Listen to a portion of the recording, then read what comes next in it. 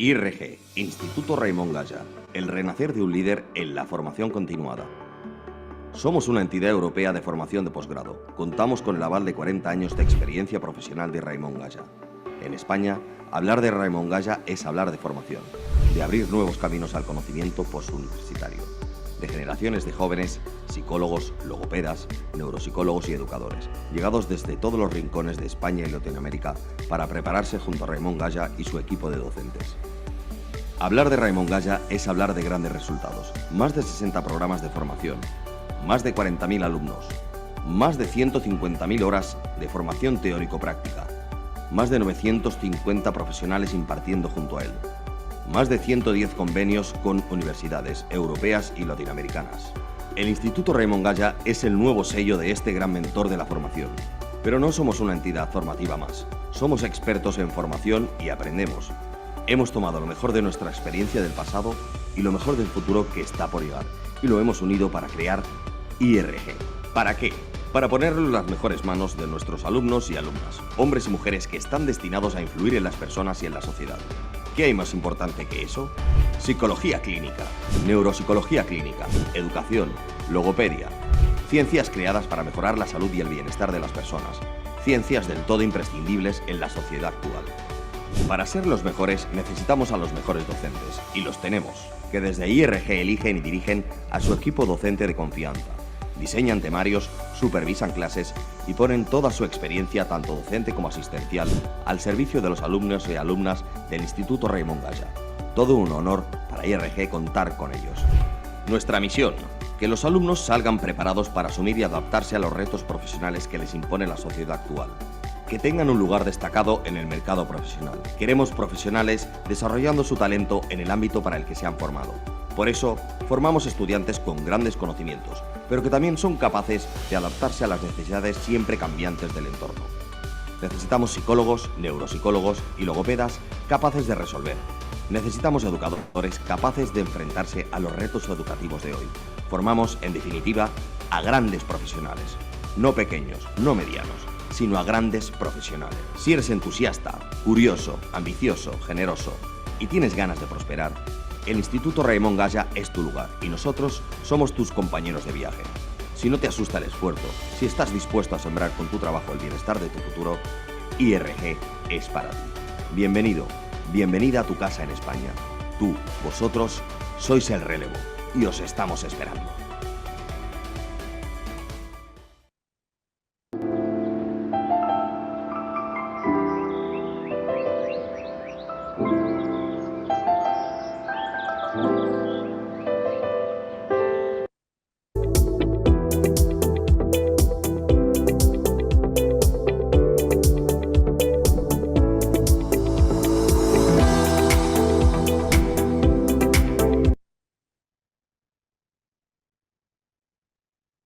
Buenos días, México. Buenas tardes, España.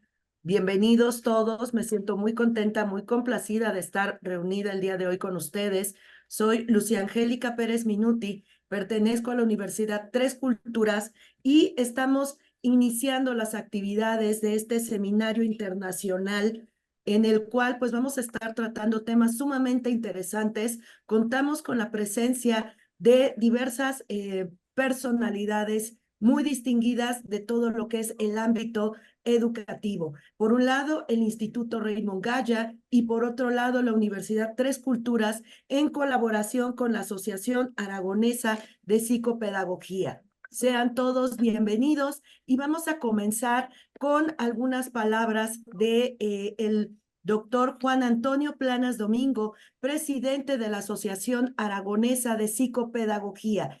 Bienvenido. Muchas gracias y la verdad es que estamos muy contentos de esta colaboración. Tenemos un convenio firmado con el Instituto Raimon Gaya y estamos encantados de esta colaboración latinoamericana y española, porque así es como podemos crecer. Y decir que seguiremos en esta senda que hemos empezado ahora. Para las personas que lo están escuchando, tengo que valorar muy positivamente los 4 webinars versión española o conversatorios versión latinoamericana, porque serán los martes a esta hora, a las 18 horas o a las 10, según el país, y seguro que les va a encantar. Hoy en concreto sí que querría glosar la figura de mi compañero Eduardo Felipe, también de la Junta Directiva de nuestra Asociación Aragonesa de Psicopedagogía.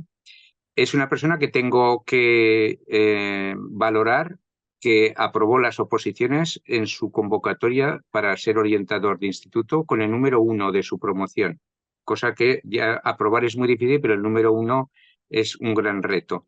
Y decir que seguro que su experiencia, aunque es muy joven, va a venir muy bien a todo el mundo que nos está escuchando. Así que yo solamente dar la bienvenida y emplazar a todo el mundo que si necesita alguna cuestión relacionada con nuestra asociación, estaremos encantados. Así que Andrea, Fabiola, muy bien y encantado de conocerte aunque sea por este medio.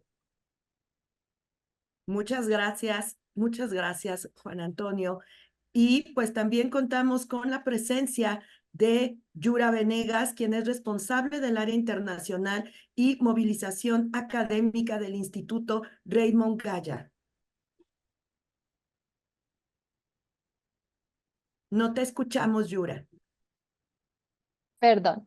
Gracias, licenciada. La verdad es que es un honor para nosotros poder participar en este Seminario Internacional de Orientación Profesional.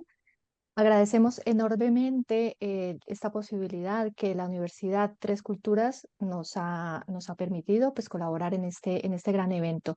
La orientación profesional es una herramienta esencial para guiar a las nuevas generaciones en su desarrollo personal y laboral, y desde IRG estamos comprometidos con ello. Creemos firmemente que estos espacios, como este seminario, son indispensables para compartir conocimientos, para fortalecer aquellas buenas prácticas en los ámbitos de la educación, de la logopedia, psicología, neurociencias. A todos, muchas gracias por su asistencia y la verdad es que estas 4 jornadas que van a tener están llenas de aprendizajes, de conocimientos y esperamos que sean de su agrado. Gracias y bienvenidos. Muchas gracias, Yura. Y pues también desde la Universidad Tres Culturas nos sentimos sumamente comprometidos con el aspecto de la formación, de la educación. Y pues para representar a nuestra universidad está el maestro Luis Javier de la Rosa Barajas, quien es director de desarrollo académico de Universidad Tres Culturas. Hola, muy buenos días a todos. Muchísimas gracias por estar aquí el día de hoy. A nombre de la Universidad Tres Culturas, agradezco esta invitación a este Seminario Internacional de Orientación Vocacional. Agradezco también a las autoridades de IRG y de la Asociación Aragonesa de Psicopedagogía por su invaluable apoyo para estar el día de hoy aquí reunidos. Continuando un poquito lo que dice la doctora Yura, bueno, pues sí, efectivamente la pedagogía desempeña un papel muy importante en la orientación vocacional, ya que nos ofrece diversas herramientas para poder, obviamente, formar a los individuos. Es muy importante tener ciertas actividades desde la comprensión en el proceso de aprendizaje, el desarrollo de habilidades críticas, obviamente, la aplicación de metodologías de evaluación muy bien establecidas, fomento del autoconocimiento y de la reflexión, adaptación a diversas situaciones que se presentan en el entorno, desarrollo de estrategias de aprendizaje autónomo, que es algo muy importante, es algo que estamos impulsando en este momento en la Universidad Tres Culturas y que es algo que seguramente se estará ocupando de manera permanente en todo el proceso. Entonces, la pedagogía es esencial para este proceso. Y bueno, pues aquí tenemos a 4 ponentes que nos van a dar el día de hoy información muy, muy importante. Veo que aquí hay varios alumnos que tenemos ya conectados y es algo que nos da mucho gusto, que los chicos aprovechen estas oportunidades para poder sumarse a estas prácticas, a estos nuevos aprendizajes. Entonces, muchísimas gracias a todos. Los invitamos a aprovechar esta información, estas pláticas que tenemos con otras instituciones y bueno, les invito a seguir aprendiendo y a seguir innovando. Muchas gracias. Muchas gracias, maestro Luis Javier.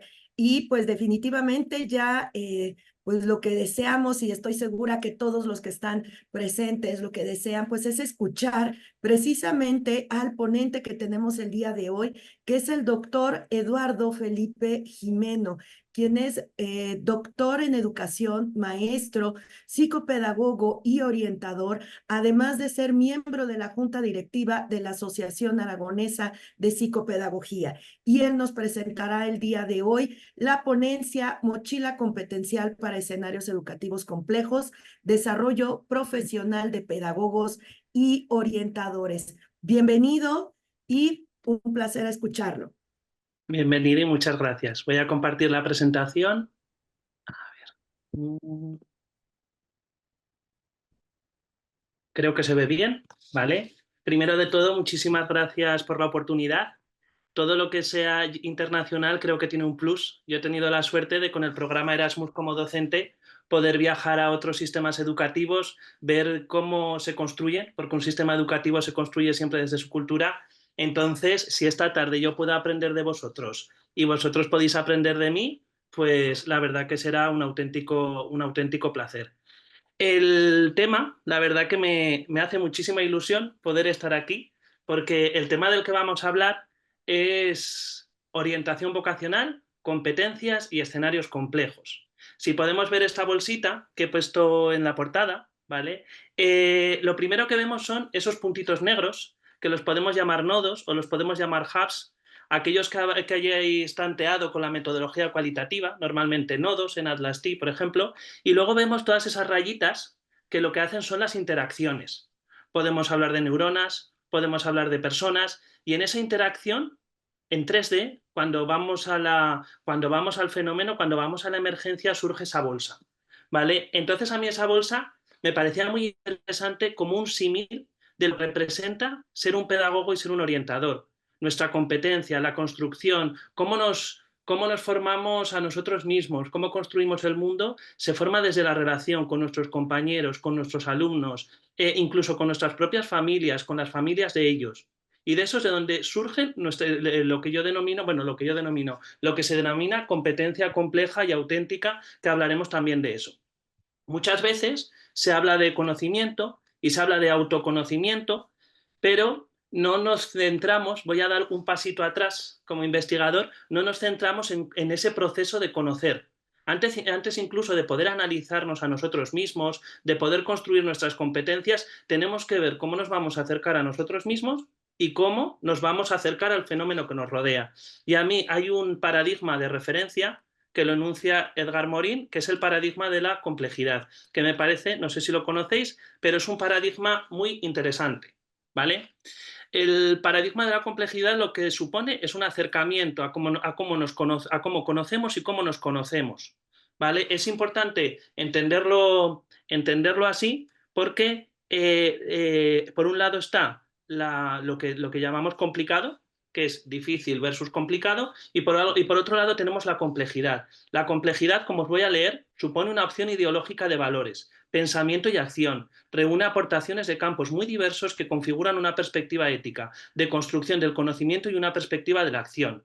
En el encuentro con el paradigma de la complejidad se evidencia que sus planteamientos se encuentran en sintonía con los fundamentos de la orientación, ya que las personas necesitan descubrir su camino, y es ahí donde la orientación puede estimular en el individuo su desarrollo, el cual emergerá del descubrimiento de su interrelacionalidad.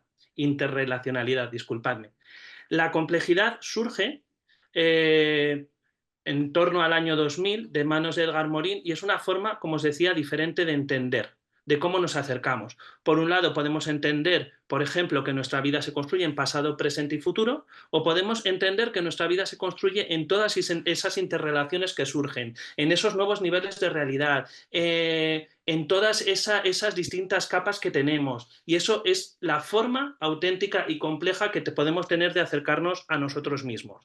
A ver, espera. Sí. Vale, me parece un ejemplo paradigmático esta foto. Fue una foto tomada durante la pandemia de Dinamarca, la pandemia del COVID, disculpadme. Entonces, si vemos esta foto abrió muchos telediarios, la gente incluso se encendía, estaba enfadada, se quejaba. Y aquí es lo primero que vamos a tener que entendernos a la hora de conocer y de conocernos, de poder construir nuestra realidad y de poder construirnos a nosotros mismos. tenemos que ver desde un referente que es el referente de la multirreferencialidad. Tenemos que ver desde distintas ópticas y tenemos que poder tener un punto para pararnos, reflexionar y pensar, porque el cerebro lo primero que va a filtrar es a través de la emoción. Entonces aquí tenemos todo el derecho del mundo a que nos salga la rabia, nos salga el enfado y nos salga la ira, es totalmente normal. Nos encontramos en una situación en la que miles de personas están sufriendo, bueno, millones de personas están sufriendo en el mundo, ¿vale?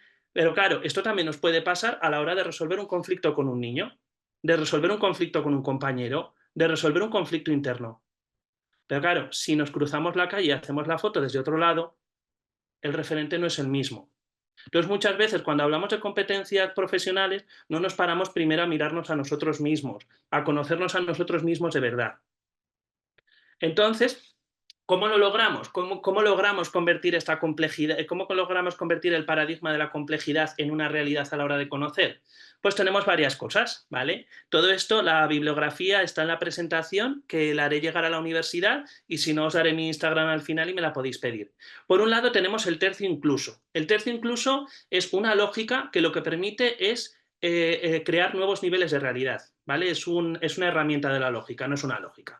Este tercio incluso lo que habla es que entre A y no A, y entre A y no A existe un tercer nivel, existe B o existe C. Es la figura del triángulo, no sé si se ven mis manos, existe un tercer nivel. Entre el blanco y el negro existe el gris. Me pasó el año pasado que una alumna vino al despacho porque su madre era tremendamente la agobiaba muchísimo.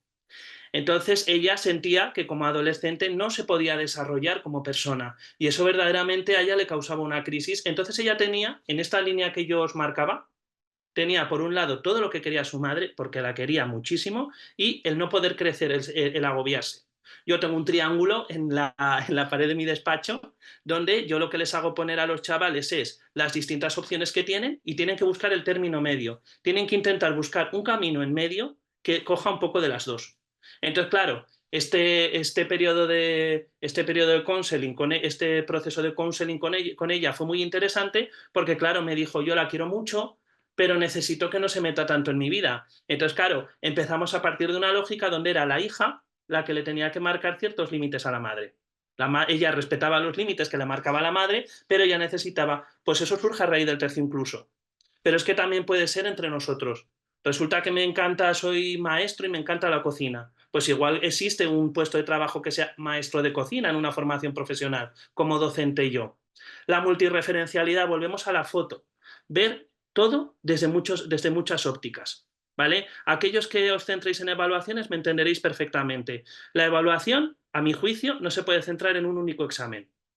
Porque eso no demuestra más que un momento concreto de un alumno, pero una evaluación igual. No puede ser que yo determine las competencias o la capacidad de un alumno mío pasándole el WIS 5, la prueba de inteligencia psicométrica de inteligencia por antonomasia, y que eso sea como lo marco. Tengo que poder ver a mi alumno pues demostrando el aprendizaje en varios momentos. Tengo que poder ver a mi alumno de varias formas, ¿vale? El diseño universal del aprendizaje. Puede ser que a mi alumno verbalmente le cueste mucho, pero a la hora de dibujar y de forma pictórica esté entendiendo perfectamente las partes de la célula. La ética. Siempre tenemos que tener una ética, pero aquí vuelvo a lo mismo y vuelvo incluso al tercio incluso. Tenemos que encontrar escenarios que sean propicios para nosotros y para los que queremos y para los que acompañamos. ¿Vale? Un ejemplo aquí que pongo siempre, porque estoy mezclando un poco las competencias vuestras, estamos hablando de competencias de maestros y docentes con la de los alumnos, ¿vale? Pero un ejemplo que pongo siempre, para mí la orientación tiene 3 puntos. Tiene que tener una perspectiva feminista, tiene que ser antirracista y tiene que ser anti-LGTBI-fóbica, ¿vale? Esto a mí me parece importante. Entonces, por ejemplo, en el tercio incluso, desde la ética, nos podemos encontrar, pues por ejemplo, el hecho de que nos podemos encontrar muchas veces de una mujer que quiere trabajar en lo que tiene que trabajar, pero socialmente y por las estructuras que tenemos montadas, esto le resulta muy complicado. Entonces, claro, aquí surge, dentro de la ética y del tercio incluso, nos vamos a encontrar la inexistente o fantasmagórica conciliación familiar. El caos, lo que hablaba, no tenemos que entenderlo todo, ¿vale? El mundo es impredecible y no podemos tener la certeza que teníamos antes. No podemos tener la certeza de que si mi padre o mi madre tenían una ferretería, yo el día de mañana voy a heredar la ferretería y me moriré en la ferretería. Eso ya no pasa. y más desde la introducción de las nuevas tecnologías y de las redes sociales. Tenemos que entender que el mundo es caótico y dentro del caos hay un orden y no pasa absolutamente nada. Nos estresaremos y tendremos que desarrollar competencias emocionales para poder enfrentar esa incertidumbre y ponerlo a nuestro favor. Edgar Morin nos habla de un constructo que me parece muy interesante, que es el constructo de la ecología de la acción.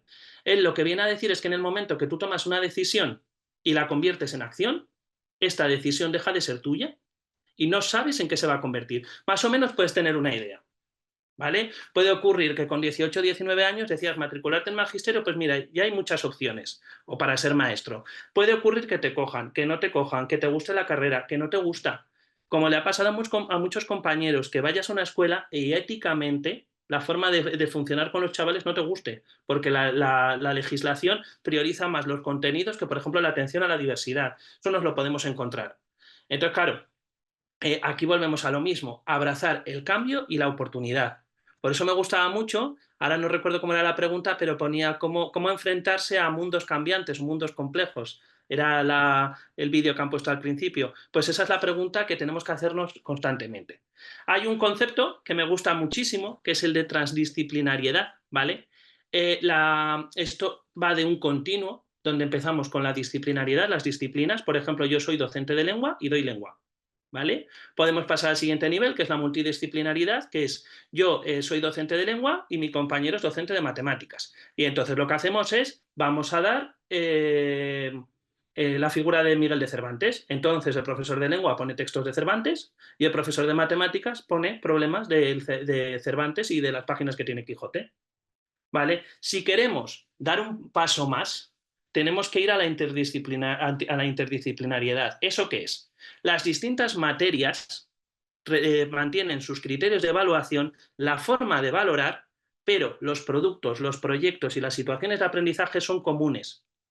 Entonces yo, por ejemplo, voy a trabajar un huerto y vamos a llevar a cabo un huerto, entonces el de matemáticas calcula áreas, salimos fuera a plantar lo que sea, el de lengua, pero luego la evaluación vuelve. Y la transdisciplinariedad es un nivel más. Esto significa que yo lo que hago es romper totalmente la estructura y la evaluación del proyecto, incluso los criterios, ya no hay una disciplina a la que volver. Se evalúa directamente por competencias. Mientras estemos trabajando, a mi juicio, con una interdisciplinariedad o una transdisciplinariedad, por mí, a mi juicio, desde mi cosmovisión, a mí me parece estupendo. Ni una es mejor que la otra, simplemente son formas diferentes de funcionar. En las escuelas rurales de España muchas veces tienden a funcionar incluso desde lo transdisciplinariedad, porque nos encontramos un mismo maestro llevando chavales en una misma aula de 6 a 12 años todos juntos. Continuando con ello. Volvemos otra vez a lo mismo y ahora quiero que os centréis y penséis en vuestra carrera profesional, en cómo me desarrollo.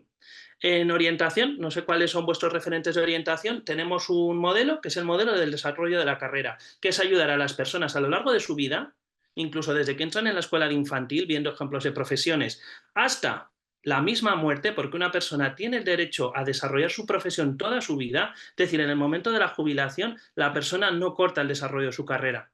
Puede hacer voluntariado, puede seguir leyendo libros, puede seguir formándose, puede recuperar antiguas ramas de la carrera que dejó, ¿vale? Entonces volvemos a aplicar la complejidad y las competencias al desarrollo propio profesional. Y aquí aparece Prior y Bright, que lo que desarrollan es un modelo caótico de la carrera, ¿vale? No me voy a entrar, lo que hacen es coger elementos yo diría, de la física, más de la física cuántica, y lo que hacen es relacionarlo con las historias de vida de la persona. Entonces ellos lo que hacen es toda una serie de modelos, hablan de atractores, hablan incluso de desarrollos de la carrera en forma de anillo, y tienen toda una estructura para entender cómo funciona la carrera profesional de las personas. Entonces, ellos, para el desarrollo de la carrera, hablan de las siguientes características. Tenemos que hablar de un contexto de visión holística. Y a mí esto me parece fundamental. Yo puedo ser profesor de biología y geología en el instituto. Estupendo, esa es tu especialidad. Pero tú tienes un alumno holístico. Tú eres un profesor, no sé si es correcto lo que voy a decir, eres un profesor de tu alumno de forma holística de la especialidad de biología y geología. Si tu alumno tiene una dificultad en lengua o en matemáticas, no puede ser que directamente tú continúes porque tu especialidad es biología y geología. Pero podemos hablar lo mismo en los colegios, en primaria. Muchas veces, y esto es cierto, el currículum, esto sí que es educación comparada, supongo que en México funcionaréis igual, porque yo creo que estamos todos igual. Al final, por correr y con el currículum y por terminar programaciones, nos olvidamos de verdaderamente lo importante que son los chavales que están allí. Y llegamos con programaciones terminadas, pero con alumnos que verdaderamente no están entendiendo la mitad de lo que hacen en clase. Lo siguiente, complejidad de la naturaleza del desarrollo de la carrera. Vuelvo a lo mismo. Puede ser que en un momento yo entré a magisterio para ser maestro, que no estaba muy convencido, y a mitad de la carrera descubrí lo que era la orientación vocacional y profesional y dije, este es mi lugar. Yo nunca hubiera pensado en mi vida que quisiera ser orientador. Yo quería ser maestro y por el camino descubrí que quería ser orientador. Conexión, naturaleza recursiva de la realidad. Igual que os hablaba de este caos, hay una tendencia a repetirse las cosas. Pues, por ejemplo, la misma estructura que tienen las neuronas en el cerebro es una estructura similar que tiene la estructura de Internet a la hora de conectarse. Si vemos la ciudad de Nueva York o los vuelos que se dan en el mundo, tienen la misma estructura. Esto es lo que se llama fractalidad. ¿Vale? Entonces, esto vuelve a hablar, como veremos, del cambio y de la oportunidad. Hay una estructura, y esta estructura es a lo que nos tenemos que agarrar entre comillas. Es una estructura incierta, pero que a la vez nos permite poder movernos y tener unos diagramas de acción. El cambio, todo está en continuo fluir y todo no tiene por qué ser lineal. Nos empeñamos muchas veces en que la vida tiene que ser lineal, y ni mucho menos. ¿Vale? Una cosa que las tecnológicas han hecho muy bien, como IBM, Google o cualquier empresa, es que las tecnológicas son empresas que aprenden y están todo el rato cambiando de departamentos y están todo el rato cambiando. Y a veces los colegios, hasta que introducimos, bueno, colegios, entenderme, escuelas, colegios, institutos, universidades, los centros educativos, cuando introducimos un cambio, ha pasado tanto tiempo desde que se descubrió que ese cambio era positivo, que resulta que igual el cambio ya no es necesario. Por ejemplo, cuando nosotros introdujimos las pantallas por primera vez en los centros educativos, eran necesarias.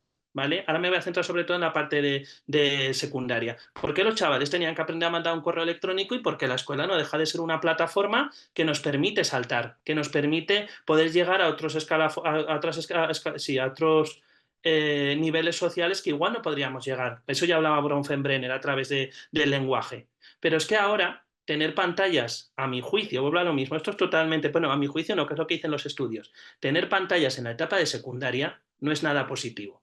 Un alumno pasa o una alumna pasa más minutos delante del teléfono móvil que en el centro educativo. Y nosotros llegamos al centro educativo y les ponemos un ordenador.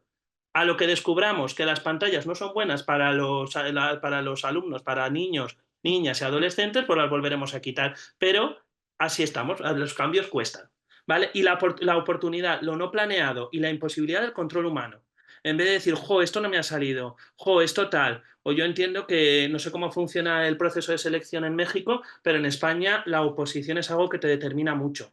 Entonces, claro, a veces descubrir por el camino o descubrir otras oportunidades o empezar a decir, esto no lo había pensado, o recuperar cosas del proyecto vital, es algo que tenemos que replantearnos porque es la suerte de vivir en una sociedad como la que tenemos ahora. Esto de un compañero de la Asociación de Psicopedagogía que fue ponente fue ponente en el último Congreso de Inteligencia Emocional y Bienestar. Él nos hablaba de competencia. Hemos hablado, todo lo que hemos hablado hasta ahora es de escenarios complejos, del desarrollo de la complejidad en escenarios complejos. Y ahora vamos a hablar de qué es una competencia, ¿vale? La competencia era un poco, al menos en España cuando se empezó a hablar, igual que el DUA, el Diseño Universal del Aprendizaje, todo el mundo habla de competencia, todo el mundo habla de Diseño Universal del Aprendizaje. No sé si habéis visto la serie de Cómo conocí a vuestra madre, que hay un capítulo que está el protagonista diciendo todo el rato la palabra bol, hasta que pierde sentido. Pues es que esto es igual. Hemos dicho tantas veces la palabra competencia, hemos dicho tantas veces la palabra Diseño Universal del Aprendizaje, que a mí a veces como orientador me cuesta entender de qué me están hablando. Claro, te viene una persona, no es que la competencia, no es que el chico haga no sé cómo, no, la competencia no es eso. Ah, pues yo la he entendido así. Entonces, como todos hablamos, y yo creo que hay un momento que igual al menos tenemos que tener un consenso. Y a mí me gustaba mucho la definición que daba Martín. Para empezar, primero tenemos un conocimiento más una habilidad, ¿vale? Entonces, de ese conocimiento más esa habilidad sale una capacidad. Tengo un conocimiento teórico y soy capaz de llevarlo a cabo. Tengo una capacidad, ¿vale? Entonces, aquí entra la dimensión más teórica, más pragmática del ser humano ¿vale? Y tenemos una capacidad. Y luego, lo que nos diferencia la competencia es que la capacidad que yo tengo se define en actitudes, se relaciona con mis emociones, se relaciona con mi ética, y eso es la competencia. Por eso, la competencia, mi pequeña definición, aunque ahora vamos a leer lo que dice Martín, para mí la competencia es saber cuándo, dónde y cómo, a nivel emocional y a nivel social y a nivel adaptativo, tengo que usar mis capacidades. ¿Vale? Entonces tenemos lo mismo. Bueno, tenemos otra definición desde otra prisma. Las competencias son la capacidad de poner en práctica de forma integrada conocimientos, habilidades y actitudes para resolver problemas de cierta complejidad en diferentes contextos. Y esto a mí me parece fundamental. Entonces, cuando pensemos en una situación de aprendizaje, en un desarrollo competencial, pensemos en estas cosas, me tengo que centrar en, vale, ¿qué conocimientos teóricos? ¿Cuáles son los contenidos que van a entrar? ¿Cuáles son las habilidades prácticas, las cosas que tiene que hacer mi alumno? ¿Cuáles son las actitudes? ¿Qué es lo que tiene que saber? ¿Vale? Claro, pero esto ocurre una cosa, no sé si habéis visto el vídeo, si buscáis empatía versus simpatía en Google, ahora no recuerdo el nombre, creo que es Teresa, ahora no recuerdo el apellido, ¿vale? En este vídeo nos habla de la empatía, y de la empatía, que lo hablaremos más adelante, nos habla de la conexión, ¿vale? Y a mí la conexión me parece fundamental para los docentes. ¿Vale? Es decir, si yo tengo que si yo quiero desarrollar las competencias en mis alumnos, ¿sí? Y este alumno, yo lo que voy a trabajar es a través de una situación de aprendizaje de teatro, mi alumno obviamente va a tener que aprenderse el guión, va a tener que saber pues cómo me desplazo en el escenario, cómo me muevo y demás. Pero este alumno, si cojo las actitudes, que muchas veces es lo que nos dejamos, puede que tenga ansiedad de hablar en público.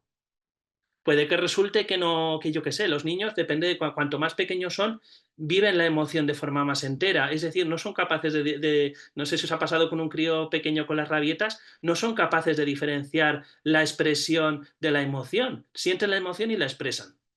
Entonces, claro, igual tengo que ser consciente de que eso puede pasar. Igual en vez de inhibir un determinado momento de ansiedad o de nervio, tengo que trabajar con los padres antes y decirle que sepáis que parte de vuestros hijos se van a poner nerviosos. Y eso está bien. O igual lo que pasa siempre, ¿qué pasa? Yo esto es una cosa que ya hablo como papá de una niña pequeña. ¿Qué pasa? Porque en la función de Navidad mi hijo o mi hija se ponga nerviosa y yo para subir con ella, cogerla en brazos y terminar la función con ella. Quiero decir, son cosas, no, las funciones tienen que salir perfectas. No, los colegios son para los niños, para que los niños aprendan. Y los papás tenemos, y los papás tenemos que ser conscientes de ellos. ¿Vale? A ver, que se pase. Bien. Entonces os ponía de ejemplo que es una competencia. Entonces vamos a volver a esos tres ejes. Conocer, poner en práctica y actitud. El carnet de conducir. Tenemos que saber un conocimiento teórico, sí. Tengo que saber ponerlo en práctica y obviamente tengo que tener una actitud y unos valores éticos. Yo no puedo coger ahora, emborracharme y coger un coche. ¿Vale? ¿Ese conductor es competente? Un conductor que conduce muy bien, pero coge, se emborracha y se pone a 200 kilómetros por hora, ¿consideramos que es un conductor competente? ¿Es capaz de tener una autorregulación a la hora de conducir? ¿Vale? Instrucciones para construir una bomba. Este es el ejemplo que nos pusieron cuando yo estudiaba didáctica general en la universidad. Tengo que tener un conocimiento teórico. Tengo que tener un conocimiento práctico, ¿vale? Y el último eje que yo tengo, ¿vale? Que es fundamental, tengo que tener una actitud. ¿Vale? Las bombas se pueden utilizar para muchas formas, pero no es lo mismo, entiendo que se hace así, que yo no soy ingeniero, poner una bomba en una determinada montaña para poder abrir un hueco y generar un tren que pueda conectar una zona rural que está muy aislada.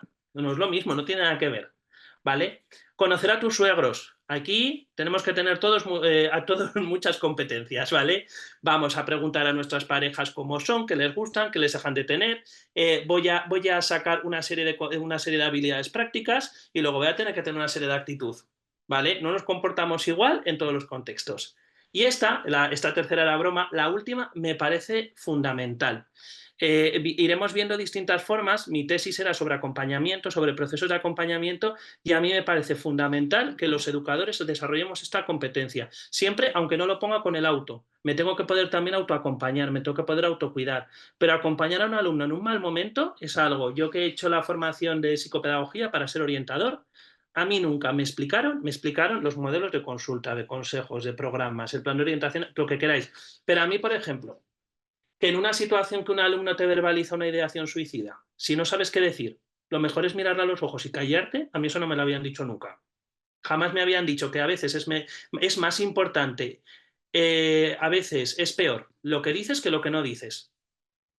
Y a veces a un alumno no pasa nada que en un momento duro le digas, no sé qué decirte, pero estoy aquí contigo. En vez de empezar a decir cosas, quitar hierro al asunto, a mí jamás me habían dado un decálogo de qué cosas no tiene que decir un pedagogo. La primera frase, educador, maestro, que yo cuando acompaño a mis profes les tengo ya prohibida. Es cosa de niños. Sí, es que nuestro trabajo es cosa de niños. Si no es cosa de niños, entonces ¿cuál es nuestro trabajo? ¿Vale? Entonces, me parece fundamental, y perdonar que me pare aquí. Y la única forma de acompañar a un alumno es si primero nos podemos acompañar a nosotros mismos. ¿Vale? Si yo no soy capaz de poder reflexionar sobre la muerte, si no soy capaz de ver la teoría de la amenaza, qué supone para mí la enfermedad, qué supone para mí para la muerte, si ahora resulta que una madre, es que me vienen ejemplos concretos, disculparme, un familiar de un alumno mío resulta que tiene cáncer, yo no lo voy a poder acompañar porque me va a salir una barrera. Entonces, en ciertos momentos, si nos sentimos mal, nuestros alumnos saben perfectamente que somos seres humanos, no pasa nada, cariño, estoy aquí. Depende de la edad que tenga o de cómo os desarrolléis o de la cercanía que tengáis. Te tengo mucha estima, te quiero mucho, estoy aquí contigo. No sé qué decirte, pero estoy aquí contigo. Y el examen de verdad que no es tan importante. No sé cuántos os acordáis de los exámenes que hacíais en educación primaria. Yo solo me acuerdo de uno que me traumatizó porque me salió muy mal. Vale. Competencias profesionales. Tenemos las que nos dice la Junta de Galicia. Todos los enlaces, si recibís el PowerPoint, todo lo que está subrayando es la referencia bibliográfica. ¿Vale? Nos hablan de la guía en el proceso de aprendizaje y desarrollo del alumno. Entonces, lo mismo, si yo voy a desarrollar el aprendizaje de mis alumnos, tengo que ser capaz de entender el aprendizaje, pero el aprendizaje no es entender que 2 más 2 es 4. ¿Vale? El aprendizaje es entender todos los errores, todo el proceso de construcción que hay en la mente en los distintos momentos. Para mí es eso. Y a nivel emocional, soy miembro de una organización, no vivo solo. No cojo y digo, oye, pongo este cuaderno porque me gusta la tapa que es azul. Hombre, interlocutor referente de la comunidad educativa. Siempre que hablamos, aunque no queramos, hablamos desde el colegio. Investigador innovador, especialista en su materia y comunicador en lenguas maternas y extranjeras. Esto me parece importantísimo. Continuando, todo lo que a partir de ahora, si pone Felipe 2023 o no pone cita, está extraído de mi tesis doctoral que está en ese enlace. Por un lado, volvemos a lo mismo. Tenemos todas estas competencias, venimos como maestro recién graduado y ahora yo voy a cambiar el colegio. Y entonces yo voy a transformar, y de repente me empiezo a encontrar tensiones. Entonces llega la institución y dice, estate quieto, que es que esto no lo podemos cambiar porque fíjate tú hay que hacer 800 millones de tal. Resulta que los maestros, que hay que entenderlos, porque ahora todavía no habéis empezado, pero en un tiempo ya seréis, culpadlas, como se dice en España, maestro, ¿vale? Pero cuando ya empieza a pasar el tiempo, las cosas te empiezan a dar miedo y empiezas a decir, esta metodología me hace sentir cómodo, y no está mal, ni sentirse agobiado, ni sentir miedo. Lo que yo veo que cuesta a veces, o lo que debería que cambiar es identificar que siento agobio, que tengo miedo, que necesito mi proceso, pero no por ello impedir el cambio. ¿Vale? Continuando con ello, un ejemplo que os vuelvo a decir es la profundidad del contenido, ¿vale? Volviendo a todo esto, a las competencias que comentábamos antes y a las tensiones que aparecen de cambio.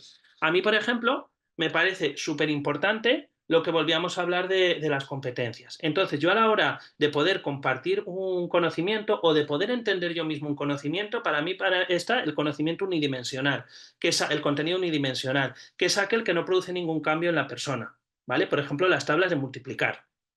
El bidimensional es cuando, pues, por ejemplo, podría ser que a un niño le pones problemas y entonces el niño va desarrollando problemas y entonces tiene que escoger entre suma, multiplicación, resta o división. O sea, sería más bidimensional o incluso el diálogo que pueda surgir en tal. Pero no seguimos todavía en la parte lógica y vale que se crean nuevos niveles de realidad porque entiendo para qué sirve la multiplicación.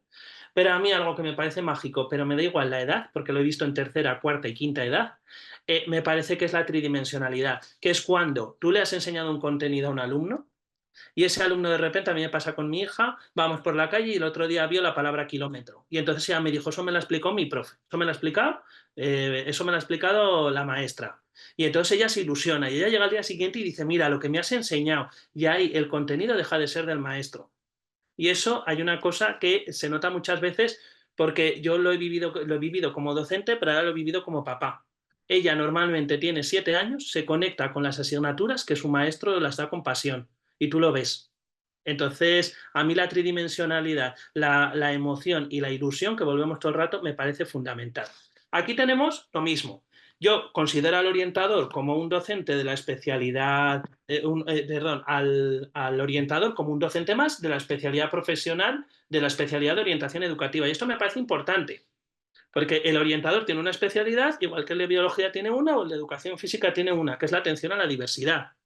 Pero igual que el profesor de biología puede desarrollar sus contenidos a través del movimiento y de la aptitud, no significa que la atención a la diversidad sea simplemente de orientadores y de maestras de pedagogía terapéutica y demás. Es responsabilidad de todo, porque tenemos un alumno holístico que no se parte en trozos. Si yo tengo un alumno con autismo, cuando lo mando al despacho de la maestra de apoyo, ese ratito no resulta que le mando el autismo y luego el autismo vuelve con él. No, mando al alumno y tiene que ser todo extensible. Entonces aquí tenemos pues las capacidades que tiene el orientador, que se conectan muchos con las que estábamos hablando. Un comportamiento ético, capacidad de apoyo y liderazgo, conciencia de aprecio a los contextos culturales. Esto me parece fundamental. Muchas veces los docentes y los orientadores tenemos prejuicios y nos cargamos culturas por prejuicio. Llega una determinada cultura y solo vemos lo negativo. Integrar la investigación, diseñar, implementar, evaluar programas, ser consciente de sus propias capacidades y limitaciones. Esto me parece fundamental. Comunicarse eficazmente con los colegas, información actualizada, cooperar, desarrollo de la carrera y tecnología. ¿Vale? A ver qué... Ya. Entonces, lo mismo, ¿vale? Cuando nosotros todo esto lo queremos integrar en un proyecto de vida, es un poco lo que os contaba. Podemos verlo cuando acompañamos a nuestros alumnos en todo el desarrollo y construcción de la carrera como orientadores o como maestros, podemos ver el proyecto de vida como una sucesión de pasado, presente o futuro, o podemos ver como la interrelación, donde el pasado me proyecta hacia un futuro. El presente se conecta con mi pasado, con mis experiencias. El presente me permite ver a dónde quiero llegar y en todo eso surge verdaderamente el proceso de aprendizaje y dónde quiere llegar y dónde queremos llegar nosotros o nuestro alumno. Estos son los distintos tipos de voz que surgen en los proyectos de vida, ¿vale? Que surge entre la participación y la autodeterminación. Entonces, no está mal, esta figura la ponía a la hora de poder acompañar a nuestros alumnos, de acompañarnos a nosotros mismos. La voz reactiva no es la más adecuada porque es aquella en la que directamente nos ponemos a gritar, nos enfadamos y demás, pero no tenemos a veces parece ser que tenemos que expresarnos y que tenemos que ser líderes en todo, y yo no lo veo así. Yo creo que en un proyecto de vida tenemos que tener una voz auténtica, pero por ejemplo hay en determinados momentos que si estoy aprendiendo o no tengo la suficiente competencia hasta que esa desarrollo, tenerla silenciada, o si por ejemplo hay determinados contextos que me hacen miedo, tener una voz distante. Os ponía esto porque a la hora de hablar de las distintas competencias y de los proyectos de vida que se desarrollan en orientación, me parece importante saber en qué tipo de voz estamos. ¿Vale? No sé si me da tiempo, yo creo que sí. Hay cogiendo todo esto, cuando nosotros acompañamos a nuestros alumnos o nos acompañamos a nosotros mismos, nos hacemos unas ideas estupendas y maravillosas de lo que queremos en la vida y volvemos otra vez a los escenarios inciertos. Entonces, a mí me parece que es importante poder escuchar a nuestros alumnos y poder dejarles desarrollar competencias. Lo digo porque muchas veces volvemos otra vez a lo mismo, a los escenarios complejos. Queremos tener todo tan pautado y todo tan claro que nos es imposible dejar al alumno que se desarrolle por sí mismo y que sea autónomo. Entonces, al final, la capacidad de aprender a aprender se convierte en que te digo, ¿qué esquemas tienes que hacer? ¿Qué tienes que hacer? ¿Qué tienes que resumir? ¿Qué tienes que subrayar? ¿Lo has hecho? Y al final, entonces me parecía muy interesante, ¿no? Entonces, a ver si me da... Sí. Un pequeño gorrión aparece en el parque revoloteando, es de un artículo que se llama Propuestas para el fomento de la autodeterminación en personas con autismo y retraso mental. Entonces Tamarit, que es un autor que a mí me encanta, nos dice: un pequeño gorrión aparece en el parque revoloteando en un maravilloso día de primavera. Lo encuentra una persona y entonces dice: pobre pajarillo desamparado ante una posible tormenta con un rayo. Entonces se siente súper mal y lo mete en una jaula de oro, una jaula maravillosa. Entonces corre a casa de nuevo, donde una hermosa jaula le espera. Aquí no le faltará ningún tipo de alimento. Pero el pajarillo, de estar encerrado, de no poder desarrollarse, empieza a inundarse de tristeza. Y el pajarillo acaba muriéndose. Y entonces su benefactor, el señor que la ha cogido, le dice, coge con un recogedor, lo tira a la basura y dice, desagradecido, encima que te salve la vida. Tamariz lo coge en el caso de personas con discapacidad, retraso mental y autismo. Pero nosotros lo hacemos con nuestros alumnos y muchas veces lo hacemos con nosotros mismos. Nos encerramos en una jaula y es que quiero ser docente, pero quiero ser docente en el colegio que está debajo de mi casa. Pero es que quiero ser docente, pero donde tal. Quiero ser docente, pero esto no me gusta. Entonces, es muy distinto a veces encerrarnos en una jaula, y a mí esto me parece muy interesante para intentar evitar la incertidumbre y la complejidad y no desarrollar competencias, que verdaderamente que es un espacio que me hace daño. ¿Vale? A ver, disculpadme. Vale. Y aquí me parece que esto es una herramienta mía, no es la herramienta más maravillosa del mundo, pero es algo que yo empecé a hacer como tutor cuando trabajaba como maestro tutor y continué con orientación. Y cuando ocurre, mis alumnos me plantean un cambio, yo les digo, ¿es verdaderamente bueno para mí? ¿Lo es? ¿No lo es? ¿Tú qué consideras? Entonces te dirán que sí, que no, que tal, puede ser distintas cosas, ¿vale? En adolescencia, pues puede ser, yo qué sé, muchas veces pues te vienen a contarte, claro, pues si les gusta Menganito, si les gusta Fulano y que resulta que no sé cómo tal. Entonces, ¿es verdaderamente bueno para ti? Vale. La siguiente, hay decisiones, ¿es bueno para mis seres queridos? Igual esa no, pero otra, pues por ejemplo, coger una determinada vía laboral y luego yo hago una acción y toma de decisiones. Yo a mi consejo, aunque mi consejo es que todos deberíamos ir al psicólogo, ¿vale? Si hay una contradicción muy fuerte en lo que es verdaderamente bueno para mí y es bueno para mis seres queridos, siempre viene una tercera persona que arbitre desde la neutralidad, un psicólogo que nos ayude verdaderamente a ver porque si algo es verdaderamente bueno para mí, en mi cabeza tiene que ser verdaderamente bueno para mis seres queridos, ¿vale? Continuamos. Me parece muy interesante en esto de las competencias, ¿vale? Volvemos a lo mismo. En el autoconocerme, en el conocerme, pues hay una competencia personal que deberíamos de tener todos, que es el darme permisos. Yo esto verdaderamente he visto que funciona. Yo a mis, sobre todo alumnas, les imprimo esto y entonces les digo que se lo lean una vez delante del espejo. Pues, por ejemplo, me doy permiso para dedicarme tiempo para pensar en cuáles son mis necesidades. Me doy permiso para hacer lo que quiera con consideración y respeto hacia los demás. Me doy permiso para no sentirme responsable de los estados emocionales de los demás. Me doy permiso para decir no sin sentir que estoy fallando a alguien ni que soy egoísta ni culpable. ¿Vale? Hay estudios neurocientíficos que dicen que si una determinada frase, no sé si eran 1000 o 10.000 frases, o 10.000 veces la repetimos, al final el cerebro se la cree. Entonces yo creo que tenemos que empezar a darnos permiso, porque muchas veces, bueno, me voy a dar una tarde libre y me voy a ir al cine yo solo con mi pareja y voy a dejar a mi niña con los abuelos. Y ya estoy todo el rato pensando, ¿y qué van a pensar de mí? ¿Y qué van a decir? Entonces, en sí, estoy dejando a la niña que con los abuelos va a estar la mar de bien, pero no me estoy dando permiso para ello. ¿Vale? Hay una recitación con la que quería terminar, bueno, me queda una diapositiva más, que es de José Antonio de Marco, ¿vale?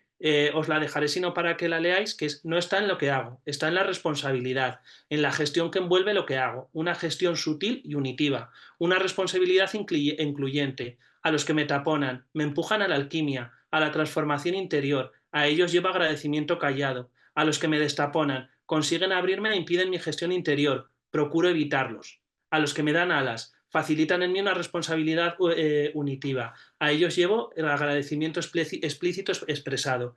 En estos laberintos de responsabilidad, de unidad y divinidad hago mis recorridos, en los vuelos del amanecer y del atardecer y en el sonar del día. Tenía más cosas, pero por no alargarme más, porque no sé si algunas cosas por ir rápido las he explicado, con esto por mi parte he terminado, ¿vale? Esperad un momento y aquí os voy a dejar proyectado. Ay, espera. Vale. Mi correo electrónico, ¿vale? Y si me queréis escribir a mi Instagram, que tengo un Instagram, es fácil, es de Navigation, G de guidance, edu, de educación y de edu, navigedu @Instagram, navigedu en Instagram, lo tenéis todo. Y si no, mi correo. Y muchas gracias. Y ahora Muchas creo que es la ronda de gracias. preguntas. Muchas gracias, doctor. Qué interesante. Y en ocasiones tiene usted toda la razón. Estamos tan preocupados por hacer las cosas excelentes, por no cometer errores, por no que dejamos en ocasiones también de lado aspectos tan importantes como los que estaba mencionando, ¿verdad? Y bueno, tenemos aquí una pregunta de Nancy Alejandra. Y ella dice, profesor, ¿estas afirmaciones pueden implementarse desde preescolar? Yo creo que, mira, es que me emociono, entonces me paro con... Hay una escuelita muy pequeña que se llama, en un pueblo que se llama El Partir, ahora no recuerdo, nos enseñaron el proyecto y también es cierto, está mucha gente en un cole ayuda, pero los colegios pequeñitos y los colegios rurales, que muchas veces parece como que se quedan atrás, al final hay 3 o 4 maestros y si tienes 3 o 4 maestros motivados se pueden hacer cambios maravillosos. Entonces, este maestro lo que hizo fue, era el director, cogió un huerto y a raíz del huerto hizo toda una serie de proyectos y se estructuraba en torno al huerto, iban a por las manzanas, a por las peras, los niños ponían las estacas para calcular las hectáreas, hacían todo. Hay un proyecto en la ciudad donde vivo, bueno, en el barrio que yo vivo, que es San Juan, que los niños se van una vez al año a plantar un árbol, en infantil, perdón que lo explique bien, se van a plantar un árbol y todos los años van a ver cuánto ha crecido el árbol y se van a calcular con el profe de matemáticas. Es su árbol, le escriben poemas al árbol o yo qué sé, una cosa que se hizo, que era que se ponían poemas. Esto para el medio ambiente no lo sé, pero quedaba muy bonito. Se ponía al medio ambiente, se lanzaba un globo con helio y entonces esos poemas caían en otro lado y la gente los recibía. O, por ejemplo, en mi cole lo que han hecho ha sido todo un proyecto de animación a la lectura, que han escrito poesías, con las poesías han hecho los pétalos de flores y han hecho una maceta, y las macetas las han regalado a los negocios del pueblo. Entonces los niños van por el pueblo y van diciendo, ay, mira, ese es mi poema. Y está todo San Mateo lleno de macetas que han hecho los niños con poesías. Bueno, los niños, desde 3 años hasta 16. A todo curso ha hecho una maceta. Entonces, claro, todo es encontrar que hay mucho. Aunque luego nos cambien de ley educativa cada tiempo de rebajas, nos cambien de ley educativa. Sí, muy cierto. Y bueno, pues esto nos habla de la transversalidad, ¿verdad? Y cómo a partir de una acción podemos generar pues lo que son conocimientos, lo que son experiencias para los chicos en diferentes ámbitos. Muy interesante. Y con respecto a esto, todo esto que nos ha mencionado, ¿tiene algún otro caso práctico en donde se pueda evidenciar todos estos aspectos que usted nos estaba comentando hace unos minutos? ¿Algún caso práctico? Mira, pues a mí me viene un ejemplo en mi cole, me vienen ejemplos míos. En mi cole hay una comisión de convivencia donde hay maestros y profesores desde la etapa de 3 años hasta los 16. Entonces, resulta que nos pasó a la vuelta de la pandemia que los adolescentes venían muy nerviosos. Habían estado muchas horas delante de pantallas. No sé si la situación en México fue igual, pero el nivel de agresividad con el que volvieron después de la pandemia era una cosa insoportable. Y entonces descubrimos que si los de secundaria, los adolescentes, hacían apoyos en los cursos de infantil, si rompíamos esquemas, rompíamos estructuras y esa agresividad, en vez de verla como una amenaza, la veíamos como una oportunidad, mi adolescente, pues cuando los juntábamos se ponían tan dulces. Es que era una cosa totalmente diferente.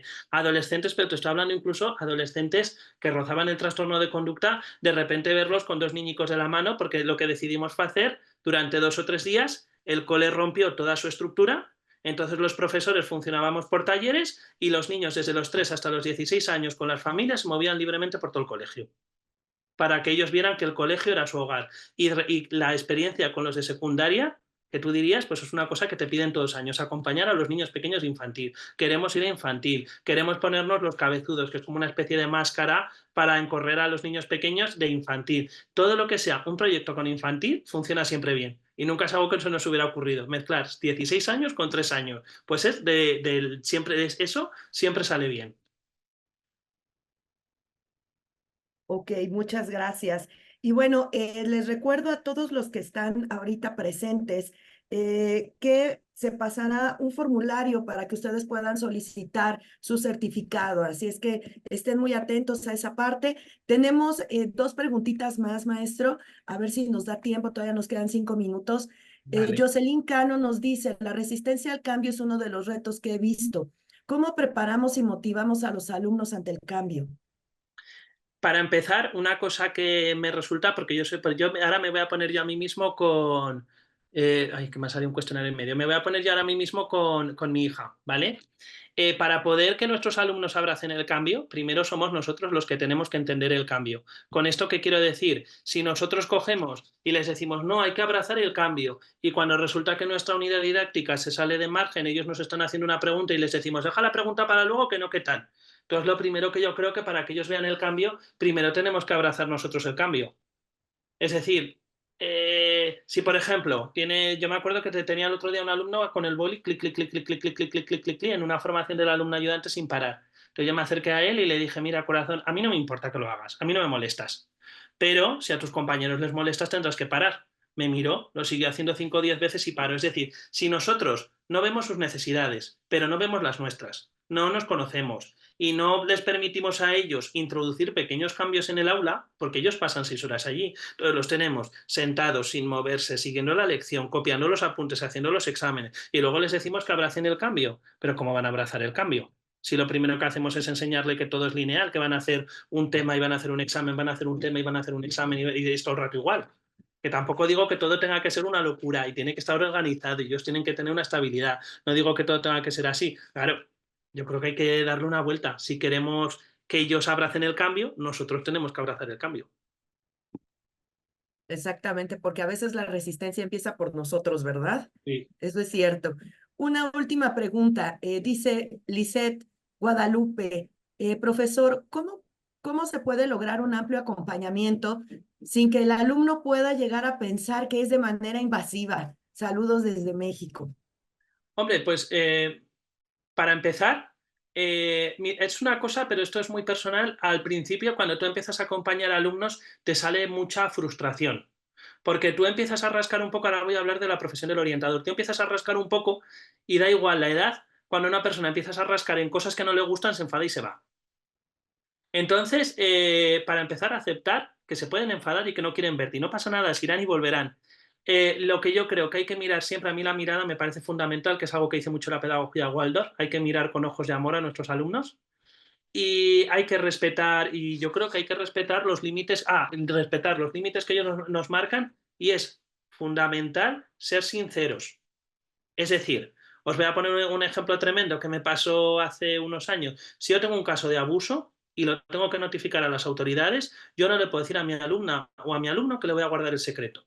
Yo cuando me están contando algo y tengo que dar parte, le digo, si me sigues contando voy a tener que dar parte, que lo sepas, no voy a poder guardarte el secreto.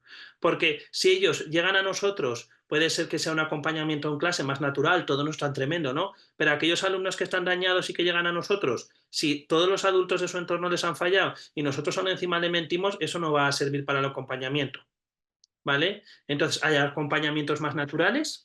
Y también te digo que todos podemos tener un mal día y si un día un alumno no quiere hablarnos, pues oye, yo hay días que, pues eso, hay muchos, pues yo el primero, que si no nos hemos tomado el café, no queremos hablar con nadie a las 7 de la mañana. Muy cierto. Ok, doctor, muchas gracias. Axel Carreón Fragoso nos dice, yo he llegado a sentir ese miedo a impartir la docencia. Por ello me he enfocado más en el campo de recursos humanos. ¿Cómo puedo gestionar ese miedo a tratar con niños o adolescentes? Mira, nosotros, es que a mí me pasó, yo me acuerdo, es que hay clases que tengo grabadas, yo creo que todos los que hemos sido docentes, yo mi primera clase con niños, yo es que me acuerdo, es que, y muchas veces ellos llegan, también es cierto que es un poco complicado porque como facilitador, es decir, yo creo que hay algo, no sé si supongo que será neurocientífico, tendrá una explicación de neurocientífico, pero a mí me gusta más decir que es algo mágico, que tus emociones de alguna forma se transmiten a ellos. Pero yo creo que la única forma en sí es dar muchas horas de clase.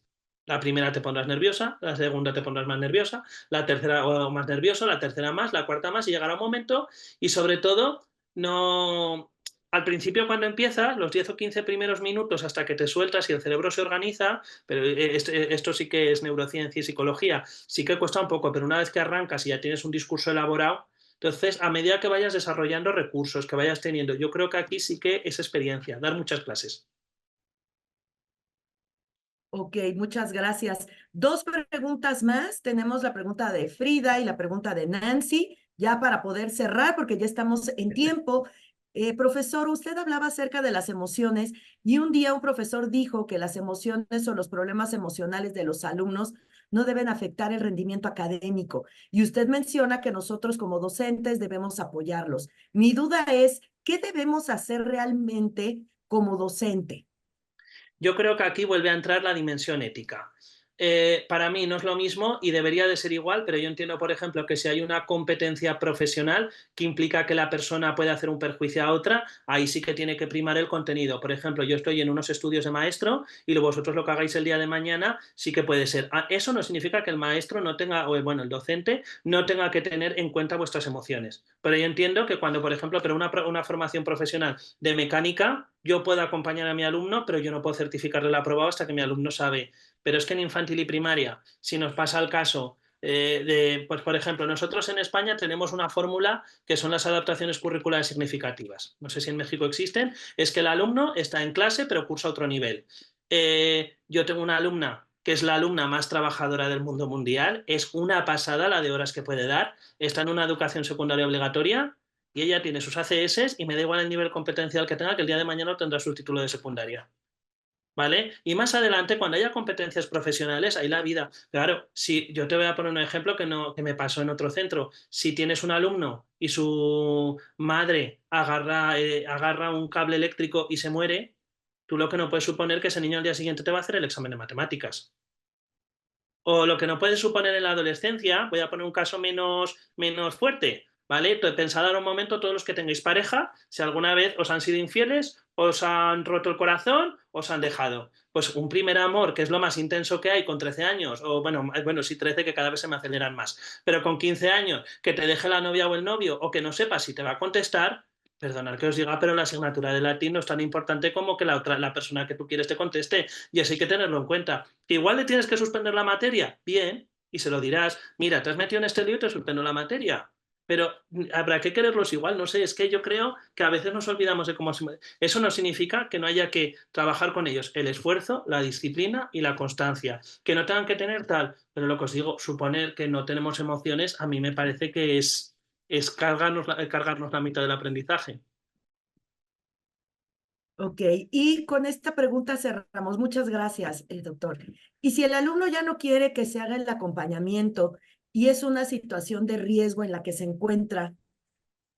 A ver, es que ahí lo que os digo, mira, los orientadores tenemos 3 modelos, ¿no? Están los modelos de consulta, que es cuando nosotros asesoramos a un profesor, los modelos de consejo, que es cuando nosotros asesoramos a un alumno, y los modelos de programas, que es cuando ayudamos. Si un alumno verdaderamente tiene su vida en riesgo, yo creo que ahí tenemos que recurrir al ámbito sanitario y tendremos que hacer algún tipo de derivación. Si el alumno no quiere nuestro acompañamiento, no pasa nada, volvemos a lo mismo, somos una institución. Yo cuando a un alumno le he zarandeado un poquito, pues yo lo que hago es decirle a la otra orientadora o decirle a tal, mira, tú vete a mirar a tal, mire, y nos repartimos el trabajo, no pasa nada. Lo importante es que el alumno esté bien y aprenda, ¿vale? Pero os digo que muchas veces esto hay que tener cuidado, ¿eh? Es una advertencia cariñosa, no una amenaza, una advertencia cariñosa. Lo que es el ámbito sanitario, si tenemos que trabajar coordinado con ámbito sanitario, hay que trabajar con ámbito sanitario. Si está en riesgo la vida del menor, ahí tendrán que entrar fuerzas del Estado y tendrán que entrar salud, porque es que ese alumno cuando se vaya a las 2 de la tarde se queda solo. Perfecto. Pues muchas gracias, doctor Eduardo. Le agradezco mucho. Creo que hubo bastante interés por parte de los presentes. Estoy segura que esta plática, que esta charla para todos ha sido sumamente enriquecedora. Y bueno, pues para cerrar, les recuerdo que la próxima semana en este Seminario Internacional sobre Orientación Profesional tendremos la exploración de opciones profesionales y networking por parte del maestro Guillermo Torres Linares de la Universidad Tres Culturas, por lo que pues los invitamos a que también se conecten la próxima semana, no sin antes agradecer al doctor Eduardo Felipe, agradecer a Yura Venegas, que han estado en la coordinación y en la realización de este evento, agradecerles a todos los presentes por su participación, por sus preguntas y bueno, pues muchísimas gracias. Buenos días aquí en México, buena tarde allá en España. Saludos a todos. Hasta luego. Adiós y muchas gracias.